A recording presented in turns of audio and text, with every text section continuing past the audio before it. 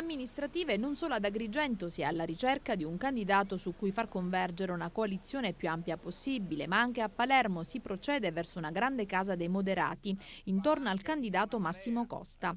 Ma andiamo con ordine. In base agli ultimi sviluppi nella corsa verso la poltrona più ambita, quella di primo cittadino, i candidati certi restano relativamente alla Città dei Templi, Zambuto, Arnone e Pennica, mentre si è ancora al lavoro sull'ipotesi di larga convergenza su Grillo.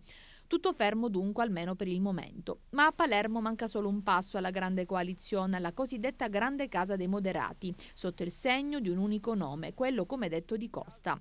Almeno secondo quanto emerso a seguito di un vertice al quale hanno partecipato anche diversi rappresentanti di tutti i partiti, che fin dall'inizio hanno sponsorizzato la sua candidatura, tra cui Giampiero D'Alia e ancora Giacomo Terranova e Pippo Fallica, poi Massimo Russo in rappresentanza di una lista autonoma e del coordinatore regionale di FLI Carmelo Briguglio. Infine lo stesso presidente della regione Raffaele Lombardo, che ha detto: non credo che Costa abbia aperto al PDL.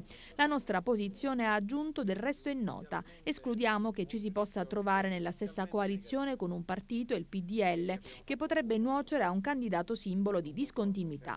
A fine riunione si è raggiunto però l'accordo sul nome di Costa, che verrà sostenuto dunque da FLI, Grande Sud, MPA, UDC, liste e movimenti civici e probabilmente anche da Alleanza per l'Italia. Un esperimento, quello della grande coalizione, che intenderebbe ricalcare l'esempio del governo Monti e dunque escluderebbe soltanto le forze del centrosinistra.